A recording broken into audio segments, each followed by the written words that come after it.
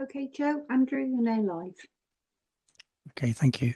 Good afternoon, ladies and gentlemen, and welcome to this additional March Schools Forum meeting. There are 3 new members, but looking at the list, I think only one is here. So Darren Priest, welcome. There's a new member representing primary maintained schools as head teacher representative. We also have 2 other new members, but I don't think they're here. So that's David Kettlety,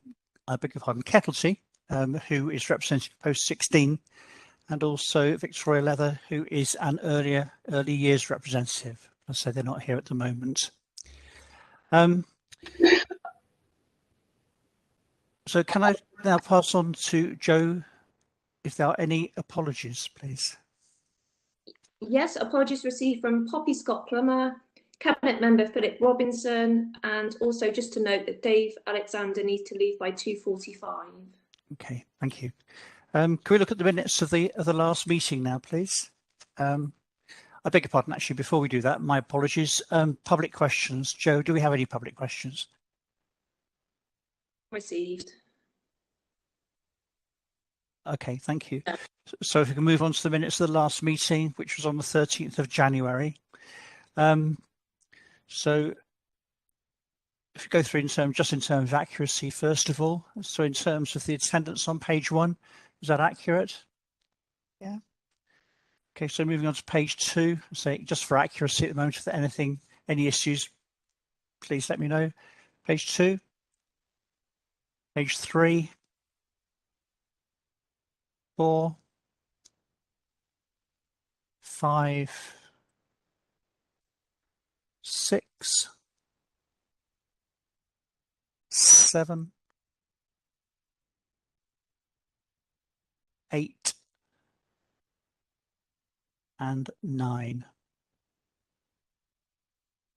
Okay, so we can take those being a true record of the last meeting back in January. In terms of matters arising, there are 3 action points, and they are highlighted on the action sheet, which is, I think, page 11 of the papers.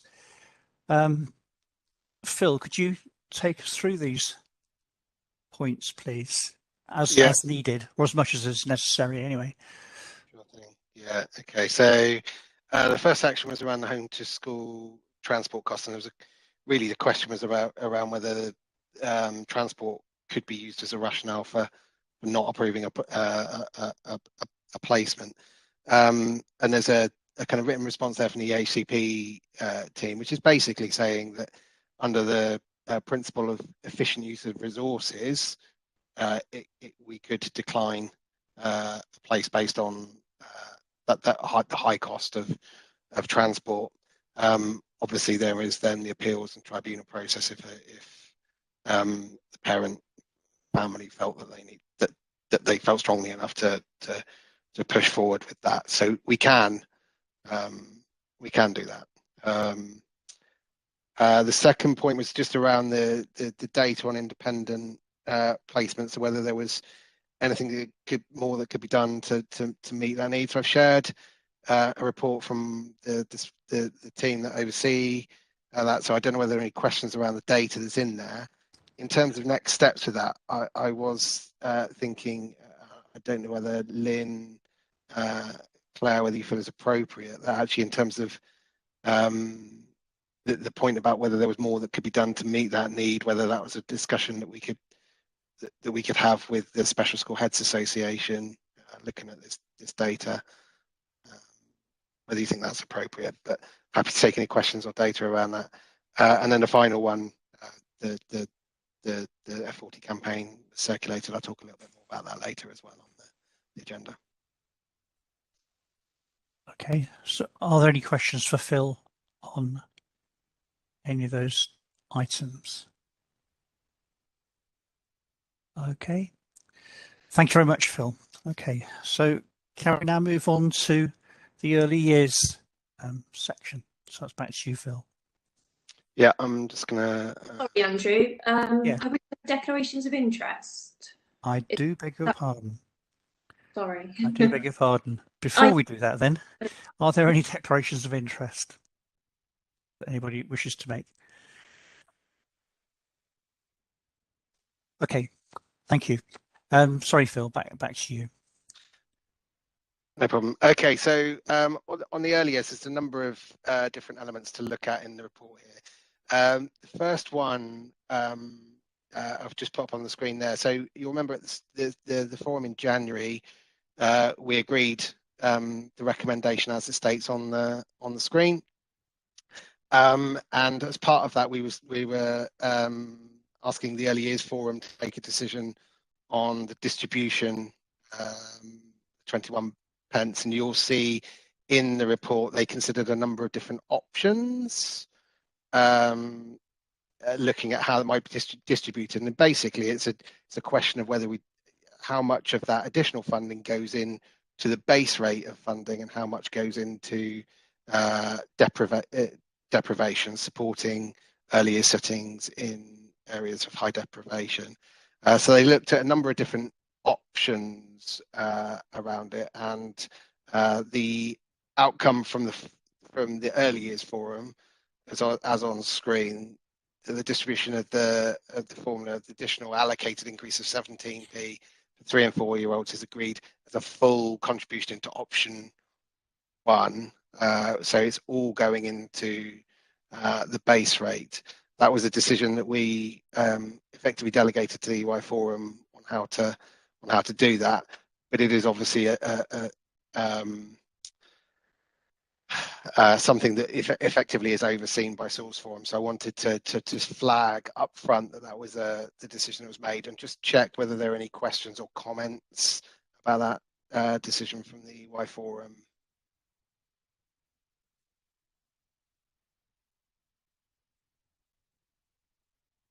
I can't see whether there are questions. Nobody's asked, no.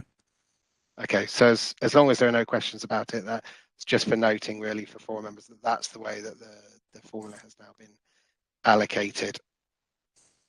The second item in the pack around early years was in relation to the use of the surplus. So this is something that comes up every year, and it really, for those that haven't been involved before, it's really an effect of the way that and it's described in the report, it's an effect of the way that over the course of the year, numbers in early years increase through the autumn, spring and summer terms, and then the way in which the funding is calculated based on different census points. So ultimately, every year we end up with a surplus of funding under which we can make effectively decisions on how to use that.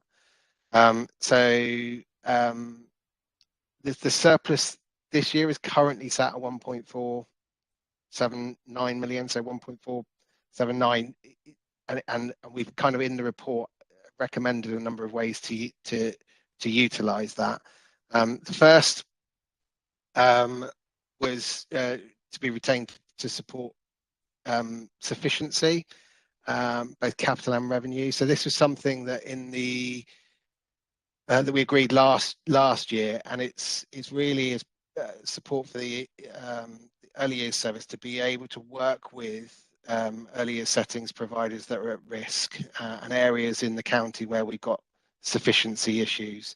It's fair to say, I think, that early years sector is one that is funding is on a knife edge, I guess, for many providers, and they are constantly balancing budgets to try and retain financial sustainability.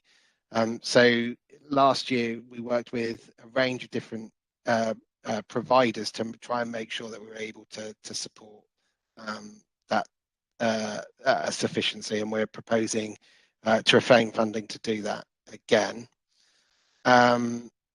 The second is in relation to the early years specialist assessment provision, and there was a short report associated to this one in the pack, which should explain in detail kind of what the proposal is here. But in summary, what we're saying is that due to the pressures on EHCP service, the specialist places in the county at the moment, the access to assessment provision for early years children is challenging. And we want to look at a small pilot to see whether we, by putting in place an early years specialist assessment provision, we're able to alleviate some of the pressure and get support and assessment available to the early years sector at the right time. I think that's the key thing there at the moment, is that there are too many delays in accessing that kind of support. And this is an attempt to try and help that. So between those two, that was 450k of the 1.479. The rest was then intended to be passed straight through to providers based on the full academic year hours. So this is effectively looking at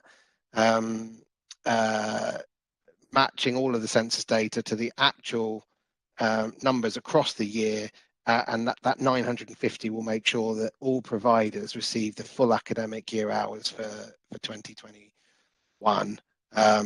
And that we always look to try and do that because of the way that pupils come and roll early years settings, and because of the points in which the census mean that effectively providers would be underfunded. So that 950k makes sure that all of the providers receive the full academic year hours for 2021.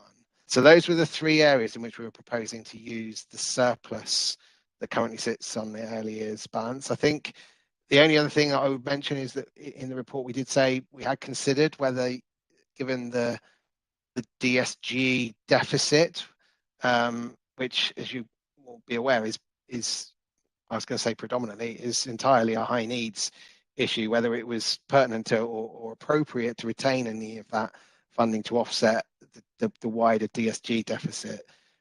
But given the pressures on early years, and as I said earlier, the fact that it is a part of the sector that is particularly challenged by the level of funding, not that they all aren't, but a particular emphasis in this area, we decided that wouldn't be an appropriate thing to do, and we needed to try and make sure that they were investing that early years DSG surplus back into the early years sector. So those are the three recommendations. I guess questions or comments or thoughts on that before we have a vote on whether to approve them.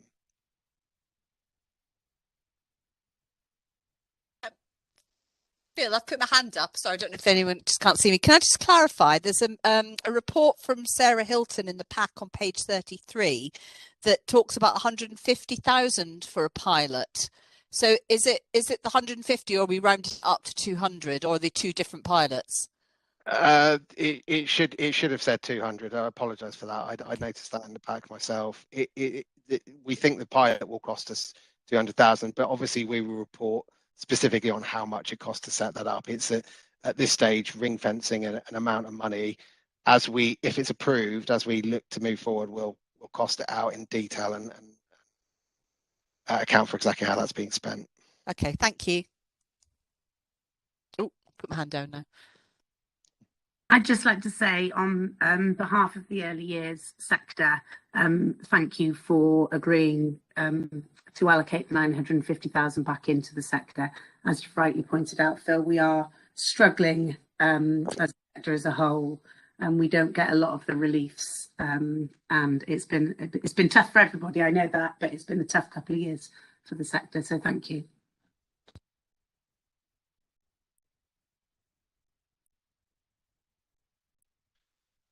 Again, I can't see whether any hands are going up, so I'm relying on Andrew or Joe to spot if there are any other questions comments. at all? I don't see any more hands up, no. No, I don't.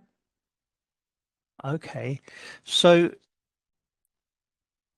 can I ask then, if for that particular recommendation, are there any members who would vote against that recommendation, which contains those three proposals? Is there anybody who would vote against that recommendation? Okay, thank you very much. In which case, the Schools Forum does approve that recommendation. Thank you very much. Phil, back to you. Brilliant, thank you.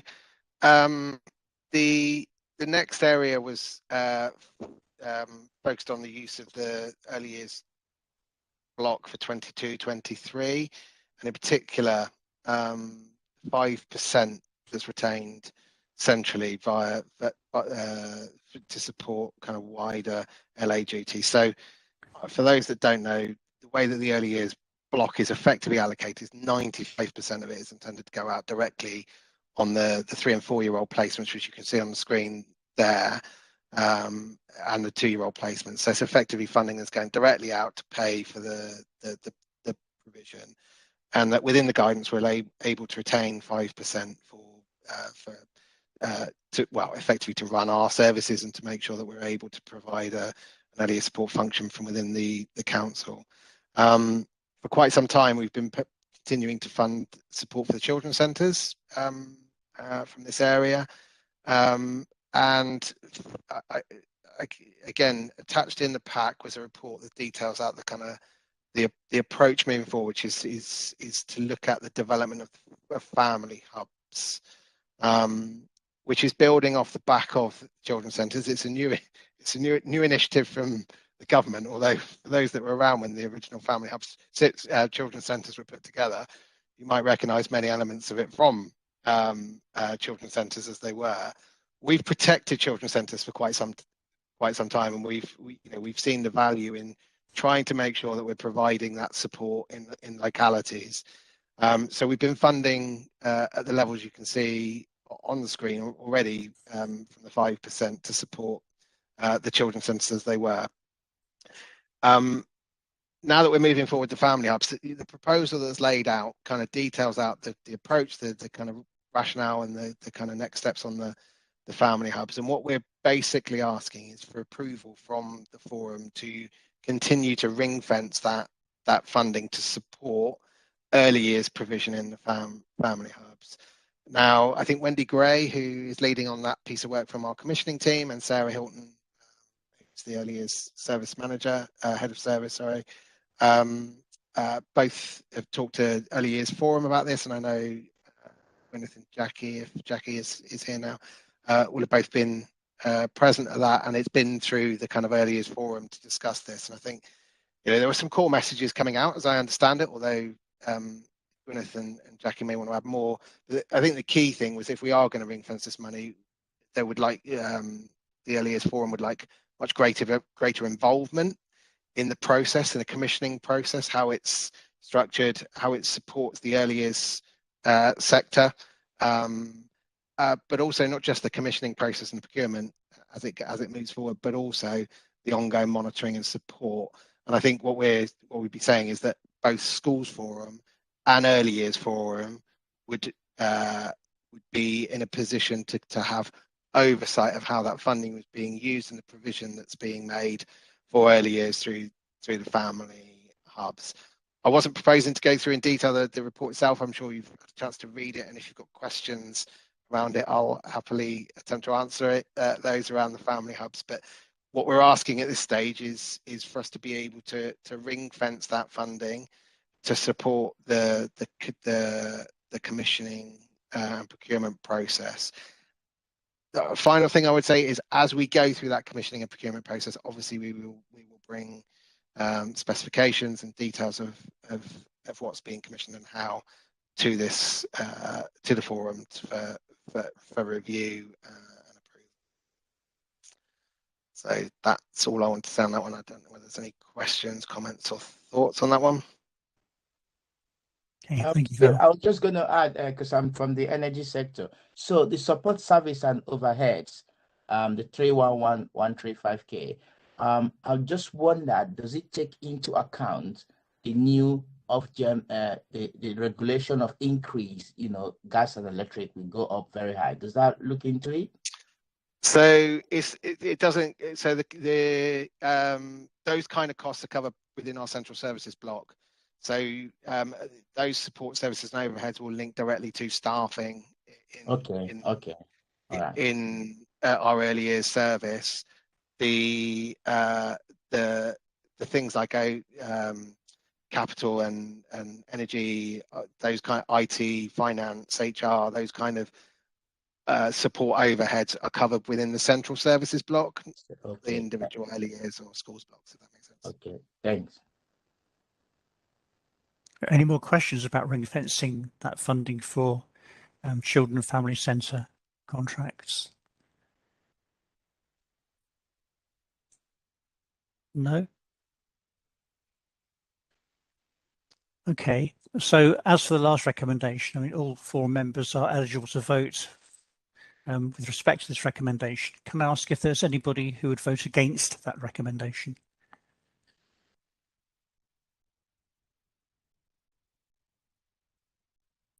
Okay, thank you. So therefore, as before, the Schools Forum has approved that recommendation. Thank you very much. Bill, Local Authority School Improvement Grant. Yes. Okay. So I've popped on the screen the issue that we face, which was that the government, as you'll remember, the government started a consultation tail end of the autumn term, so November, just before Christmas, to look at the removal of the local authority school improvement grant, and that consultation had, I guess, 2 outcomes. It was either going to be removed in full from this year, or it's going to remove 50% this year and 50% the following year. So there wasn't really any scope within that consultation for it to be retained in any way, shape or form. The rationale being that it aligned funding between maintained schools and academies and gave a greater alignment between the way that the maintained and academies were funded. We obviously submitted into that consultation, as did others, and I think I don't think we were ever thinking that it wasn't going to happen based on the framing of the consultation itself, frankly. But I think we were hoping that there might be some period of or an opportunity for us to kind of plan a response to this removal, because it's a £720,000 grant effectively at the moment. It does fluctuate a little bit based on school numbers, maintained school numbers, but it's broadly £720,000 a year. And so the consultation was, the outcome of the consultation was published in the early part of the new calendar year, so in January. And obviously, the outcome of that was that they were proposing to remove it on the, or not proposing, they are removing it on the basis of 50% in 22-23 and a full removal from 23-24. Obviously, that decision in the January of this year, ahead of a financial year starting a couple of months later, left us with quite a significant issue in terms of trying to look at solutions.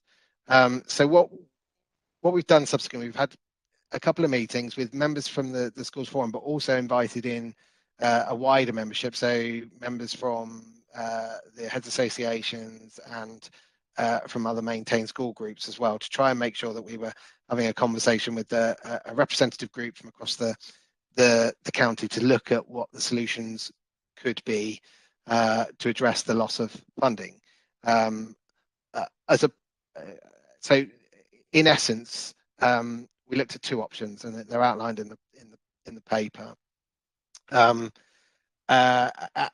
they're both focused on effectively bridging the gap for this kind of current financial year, effectively giving us some time. So what you'll see in the paperwork is that from 23-24, we're proposing to move towards a kind of traded service offer for maintained schools to be able to access school improvement support from the local authority via a traded service offer, and make sure that we're able to deliver our statutory responsibilities from current de-delegated funding, or the current levels of funding that we do have access to through de-delegation, so that we've got effectively a model from 23-24 where we've got a small amount of de-delegation as it currently stands at the moment, and a traded service offer. So the proposals was to look at how we bridge the gap for this financial year, and the DFE kind of message was to look at enhancing dedelegation, so effectively top slicing funding from maintained school budgets to provide whatever funding was required by the local authority to continue its services.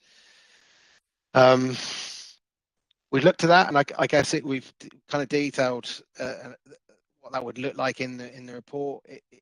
I guess the challenge we've always had with it, and I've always had with it personally as well, is that it's a per pupil funding allocation, and school improvement isn't a per pupil activity as such. So if you've got 50 children in a school, or 300 children in a school, or 1,000 children in a school, the school improvement activity isn't based around the number of children there. So top slicing funding on the basis of per pupil funding feels quite clunky, is the word I was going to use, probably a better one, but it's the kind it doesn't feel like it works equitably.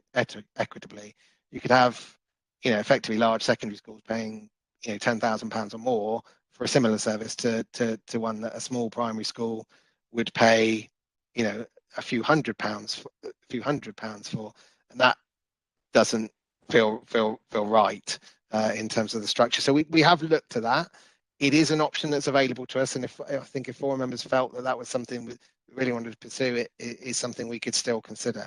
However, the alternative we looked at was bridging the funding gap for the year through other funding routes effectively. So what's outlined in the report is a kind of an option to use dedelegated balances, or a proportion of the dedelegated balances. So we're currently sat on a dedelegated balance within the county, of which we're proposing to use a small amount to support in this area. It will reduce those balances down, and it will make that budget quite tight this year, but it's one that consistently underspends, so we feel quite confident in kind of using some of that balance to support. Secondly, we were looking at reducing some of the LA support services around this area effectively. So it's effective, rather than the actual service itself, our opportunity to provide additional funding to schools who need intervention or looking for school improvement support, where we in the past might have funded specific activities, whether it was a governance review or a review of literacy across the school, whatever that kind of activity might be that we might have funded separately previously, we will have a slightly more limited ability to be able to do that moving forward. And that, I guess, will be limited in the sense that if a school is sat on a surplus of any kind in terms of their budget, we wouldn't be in a position to be able to support. What we'd be looking at is where schools are who may be in and around deficit, requiring school improvement support, where we would be able to provide that kind of enhanced support. That's just a kind of limitation on what we might be able to do moving forward. But what it doesn't do is reduce the capacity of the team that operate here, to the performance advisors and the school improvement leads, to be able to undertake the work that they do. So there was that second area, and then the final element was from the central services block, which is the Mikey asked a question earlier about that. The central services, we have a small amount of funding available. It increased slightly this year, so we were able to allocate 160,000 from that area to be able to bridge. So what we look to do is put together something that kind of addresses this issue for the 1 year, with a view that longer term we have a more sustainable way forward. I think ultimately this has been it's been a very fast-paced solution, and I know that there are other local authorities who have taken the dedelegation route, and I know that because it's published in their schools forum papers, and they have taken the dedelegation route. Schools forum have voted against it, and they have appealed to the DFE, and the DFE, having recommended that as the solution in their consultation paper have then overturned the decision of the schools forum and allowed the LA to de-delegate. I think we've tried to avoid that kind of pathway by providing this alternate solution.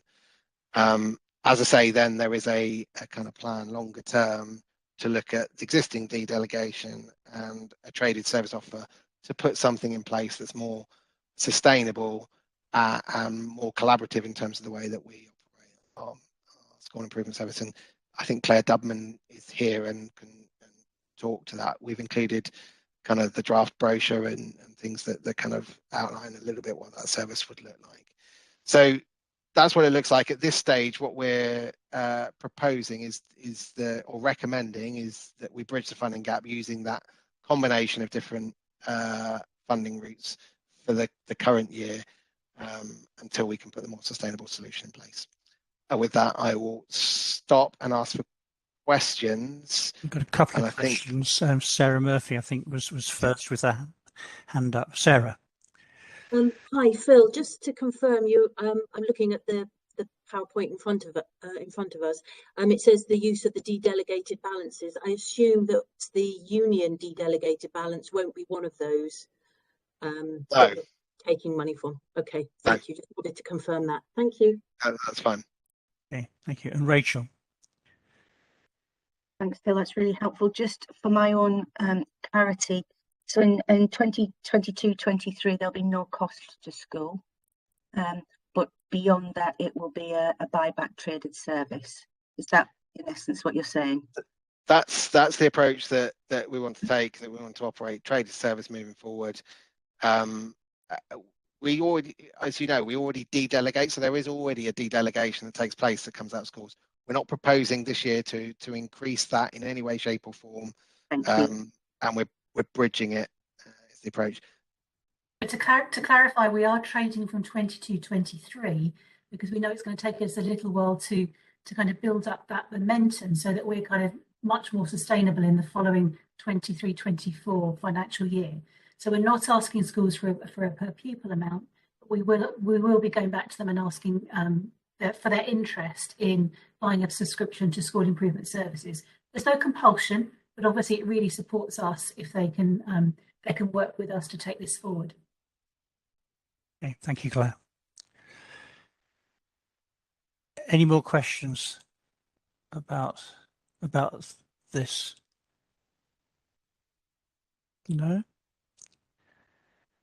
So can we move to the recommendation then?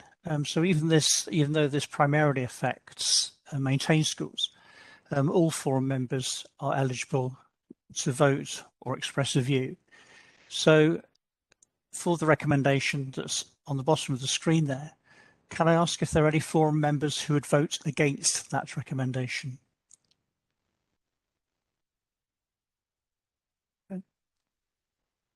Okay, thank you very much. In that case, as before, we take it that the schools forum does approve that recommendation. Phil. Okay, thanks. I think so. I talked a little bit longer term about the traded service. Claire, I don't know whether there was anything you wanted to say about the kind of school improvement offer moving forward. I know you've commented already. Is there anything further you wanted to add? I think it's what we're trying to do is to offer services to school. So when I came to GCC and I was asked what would make the difference, having come from other different local authorities, I wanted to have that regular conversation rather than a once a year conversation as many of our schools have. So I kind of feel that as well as developing a traded offer, we're also offering something which possibly our schools really need. So I think it's something which will hopefully work together. So there's a two-tier option if you want to buy in. The lower tier is a one-day visit during the year with a written report and access to lots of our services and courses at reduced rates and kind of additional forums for schools to discuss things of pith and moment. There's also an upper tier model, which we hope the majority of schools will buy into, which is up to 4 visits during the year, which will be a termly visit and possibly head teacher performance management or something else. But if schools want to come to us in groups of 5 or more, Doesn't have to be a federation, doesn't have to be an academy chain. If they want to come with us with groups of 5 or more, we're more than happy to kind of negotiate something that really fits the school's needs. So we're trying to be as open and flexible as we can to make it work for us and to make it work for the schools as well. Okay, thank you, Claire. Thanks, Claire. The final bit on this, just on this item, I guess, is as we go through the course of this year, what we will be looking to do is just review against a couple of things, really. Obviously, the white paper was launched earlier this week, and that is shaping a direction of travel. It's unreasonable to suggest we might have downloaded all of the information that's available in that yet, but there's certainly messages in there that we'll want to take on board in terms of the LA role moving forward, school improvement and how we operate.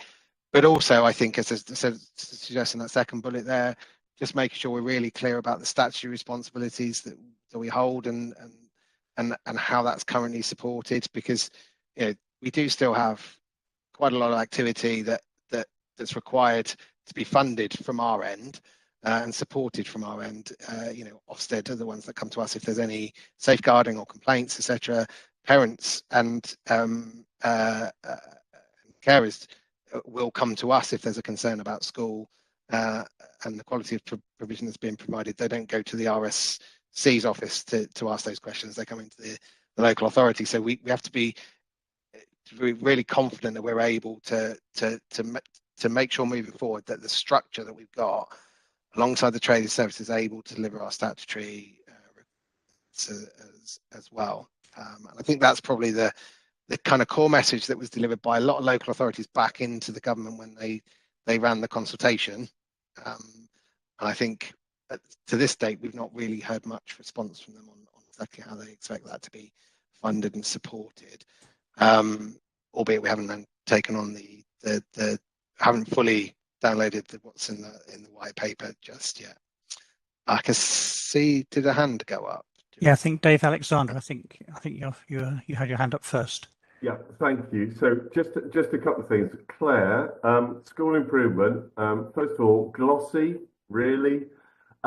Secondly, what would be really helpful is whether you've got a list of the people whom you use and maybe brief biographies around that. That would help. I know that you and I have talked about various people who could come and help. That would be helpful in terms of then deliberating over the trading services, whether it's a single school or a group of schools. Secondly, and then just an observation, Phil, from what I read in the white paper yesterday, it looks like there is a role around school improvement for local authorities, and they've highlighted that quite strongly.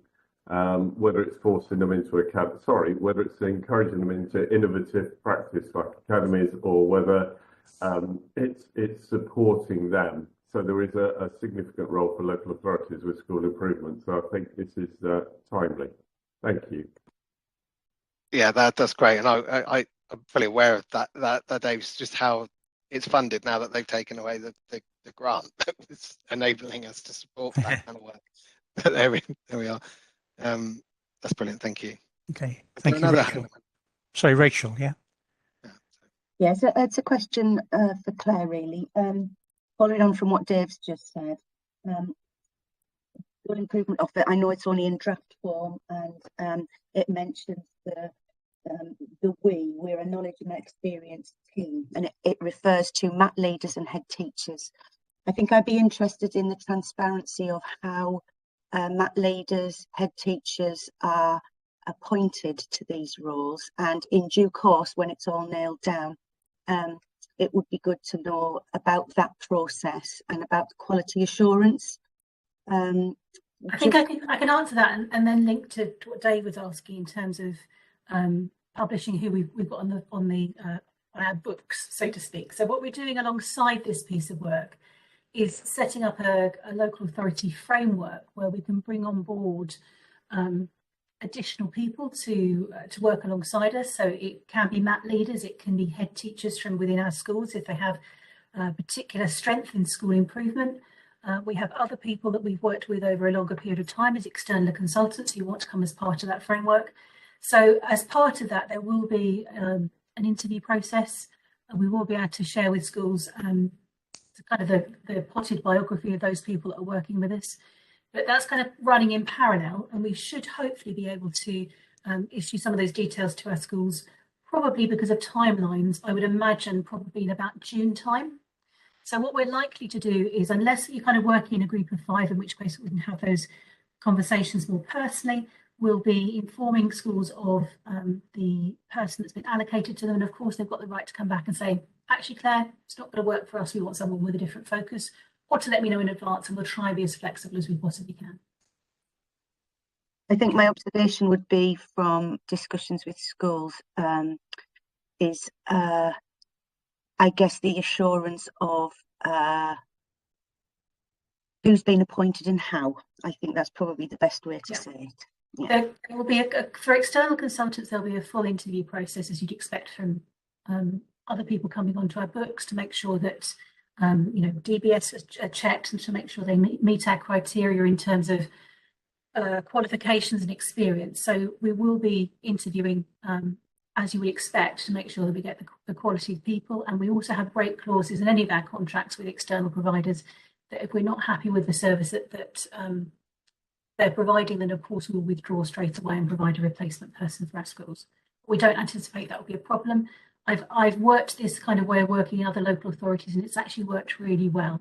But I will need feedback and direct feedback from schools if they're in any way unhappy, because that's not what we want. We're all in this because we want to make sure that our children achieve, to the best possible standards that they can within the county, and that's our sole objective. Yeah, and I'm totally with you, and I can completely see the sense in it. I just worry if you're looking for buy-in or an indication of buy-in in June or July or whatever. I think the kind of people that you're offering beyond your own staff will have an impact on that, and I'm sure you know that, but that's the feedback I'm getting. Okay, thank you. Becky, you had a question as well, I think. Yes, please. It follows on as well. Claire, maybe, are you planning a special school specialism arm of the school improvement traded service? Because I think as a maintained special school, I think it's always been very ad hoc as to whether you're lucky enough to get a school improvement advisor that understands the differences with special schools curriculums and funding. And also the relationships we have to have with health and social care. That's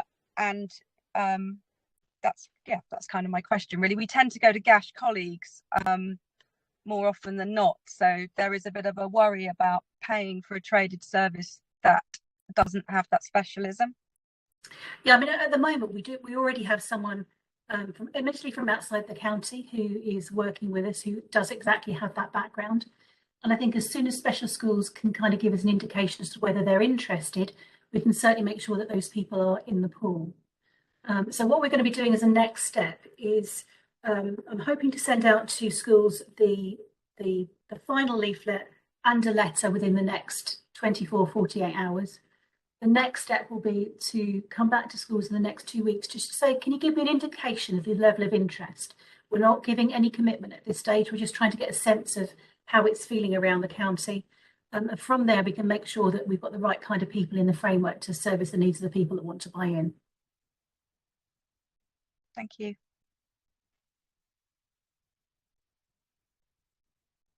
Sorry, any more questions about this now?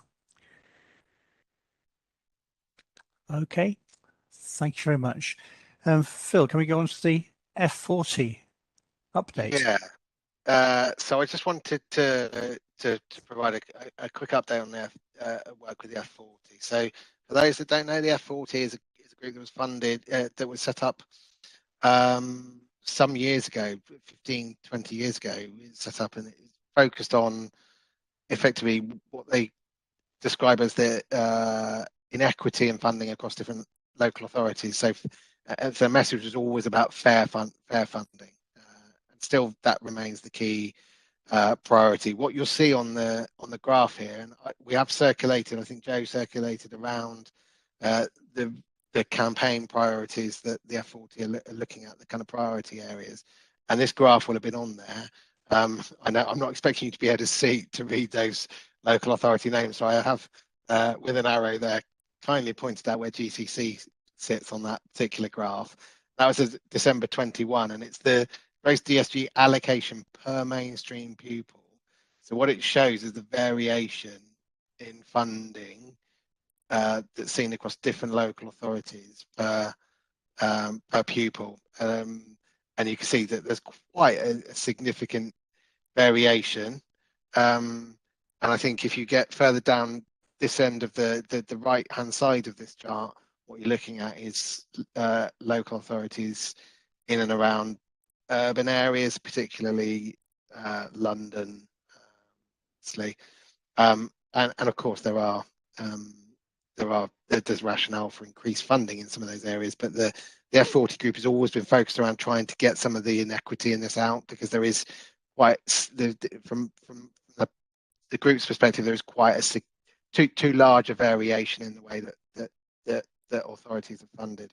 The 40 part of the F40 comes from effectively it was set up as the lowest funded 40 in this particular list, looking to try and advocate for some change. As you can see, we're quite a long way left on this on that chart. So the reason I focus on this, and I talk about them quite a lot.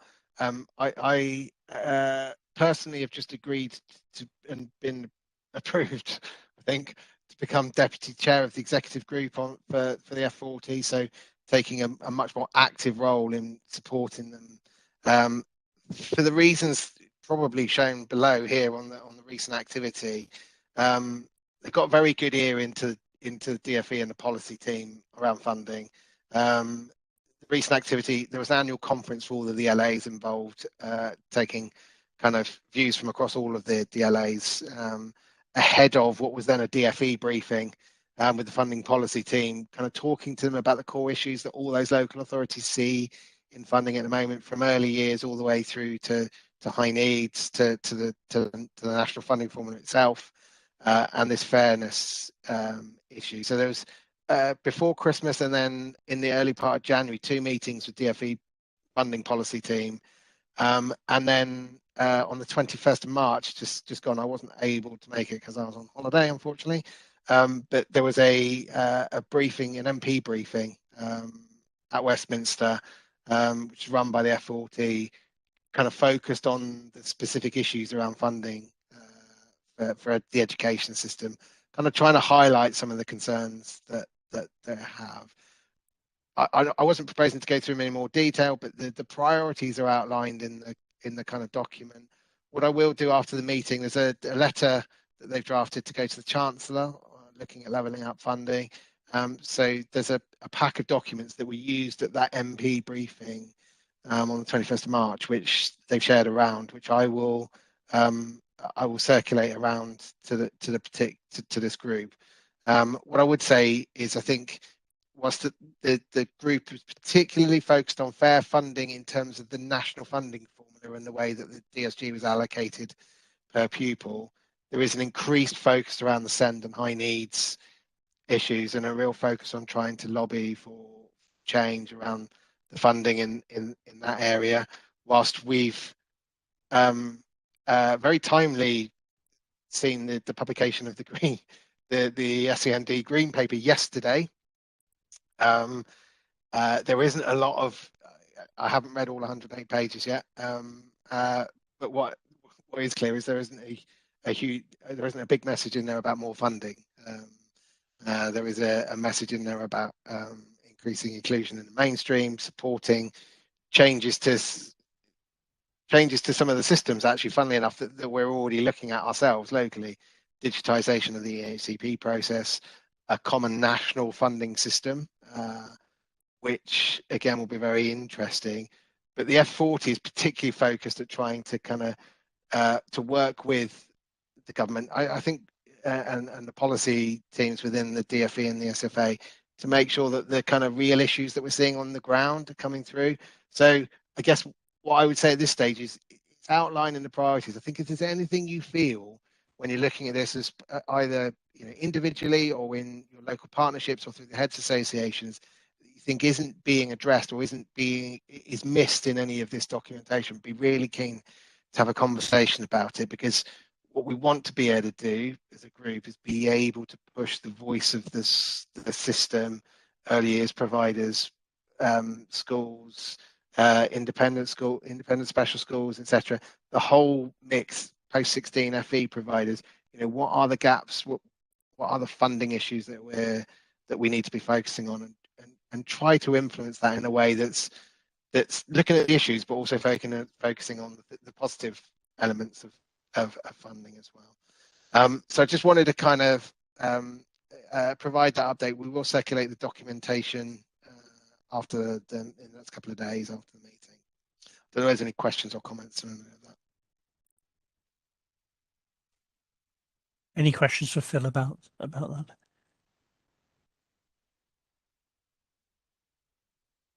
No?